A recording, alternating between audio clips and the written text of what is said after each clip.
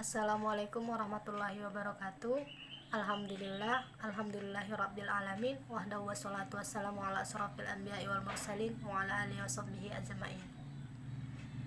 Pertama-tama, marilah kita panjatkan atas kehadirat Allah Subhanahu wa taala yang telah memberikan kita rahmat dan hidayah sehingga kita dapat melaksanakan perkuliahan pada pagi hari ini walaupun itu secara daring. Dan tak lupa pula sholawat beriringkan salam kepada Nabi kita, Nabi besar Muhammad Shallallahu Alaihi Wasallam, yang syafaatnya kita nantikan di hari akhir nanti. Adapun topik yang akan kami sampaikan pada pagi hari ini yaitu perkembangan teori manajemen. Sebelumnya, perkenalkan nama-nama dari anggota kelompok kami, yaitu saya Rahmawan Pulungan selaku moderator dan teman saya Nurul Fadilah.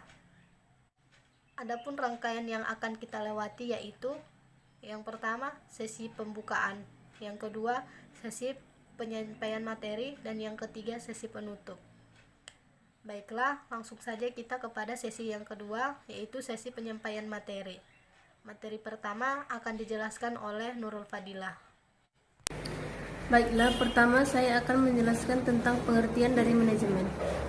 Ilmu manajemen merupakan kumpulan disiplin ilmu sosial yang mempelajari dan melihat manajemen sebagai fenomena dari masyarakat modern, di mana fenomena masyarakat modern itu merupakan gejala sosial yang membawa perubahan terhadap organisasi. Menurut Kamus Oxford, manajemen adalah memimpin atau membuat keputusan di perusahaan atau organisasi, atau pengendalian dan pembuatan keputusan di perusahaan atau organisasi sejenis. Sedangkan di dalam Kamus Besar Bahasa Indonesia atau KBBI, manajemen adalah penggunaan sumber daya secara efektif untuk mencapai sasaran atau pimpinan yang bertanggung jawab atas jalannya perusahaan dan organisasi. Ada beberapa ahli yang berpendapat tentang pengertian manajemen. Contohnya adalah menurut Terry, manajemen merupakan suatu proses khas yang terdiri dari tindakan-tindakan perencanaan, pengorganisasian, penggerakan, dan pengendalian yang dilakukan untuk menentukan serta mencapai sasaran yang telah ditentukan melalui pemanfaatan sumber daya manusia dan sumber daya lainnya. Kemudian ada juga menurut James Stoner yang mengatakan bahwa manajemen merupakan suatu proses perencanaan, pengorganisasian, kepemimpinan, dan pengendalian upaya dari anggota organisasi, serta penggunaan sumber daya yang ada pada organisasi untuk mencapai tujuan organisasi yang telah ditetapkan sebelumnya. Dengan demikian, istilah manajemen mengacu kepada suatu proses mengkoordinasi dan mengintegrasikan kegiatan-kegiatan kerja agar diselesaikan secara efisien dan efektif dengan dan melalui orang lain. Proses menggambarkan fungsi-fungsi yang berjalan terus dan kegiatan-kegiatan utama yang dilakukan oleh para manajer. Ada 3 aliran pemikiran manajemen. Yang pertama, aliran klasik. Awal sekali ilmu manajemen timbul akibat terjadinya revolusi industri di Inggris pada abad 18. Para pemikir tersebut memberikan perhatian terhadap masalah-masalah manajemen yang timbul baik itu di kalangan usahawan, industri, maupun masyarakat. Yang kedua, aliran hubungan manusiawi. Pada tahap aliran perilaku atau hubungan manusiawi, organisasi melihat pada hakikatnya adalah sumber daya manusia. Aliran ini memandang aliran klasik kurang lengkap karena terlihat kurang mampu mewujudkan efisien produksi yang sempurna dengan keharmonisan di tempat kerja. Yang ketiga, aliran manajemen modern. Muncul aliran ini lebih dari kepada aliran kuantitatif, merupakan gabungan dari operationalization dan manajemen science. Pada aliran ini berkumpul pada sarjana matematika, fisika, dan sarjana ekstra lainnya dalam memecahkan masalah-masalah yang lebih kompleks. Kemudian, perkembangan teori manajemen. Proses perkembangan teori manajemen terus berkembang hingga saat ini yang dilihat dari 5 sisi, yaitu yang pertama dominan, yakni aliran yang muncul karena adanya aliran lain.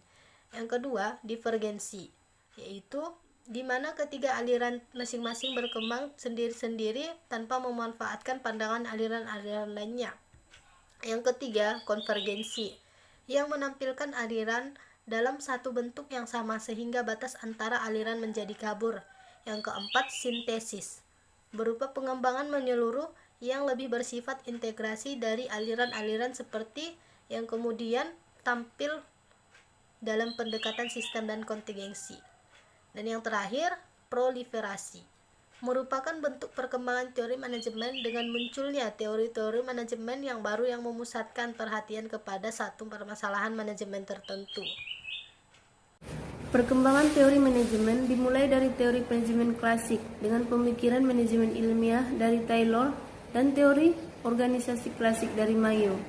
Manajemen ilmiah menekankan pada upaya menemukan metode terbaik untuk melakukan tugas manajemen secara ilmiah. Sedangkan teori organisasi klasik menekankan pada kebutuhan mengelola organisasi yang kompleks, yang memfokuskan pada upaya menetapkan dan menerapkan prinsip dan keterampilan yang mendasari manajemen yang efektif.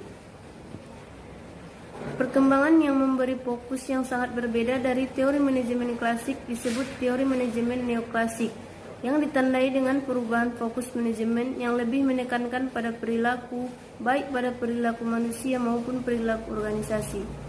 Manajemen yang baik menurut teori neoklasik ini adalah manajemen yang memfokuskan diri pada pengelolaan staf secara efektif, yang didasari akan pemahaman yang mendalam dari segi sosiologis maupun fisik. Perkembangan selanjutnya yaitu dengan menekankan pendekatan sistem yang dipersatukan dan diarahkan dari bagian-bagian atau komponen-komponen yang saling berkaitan.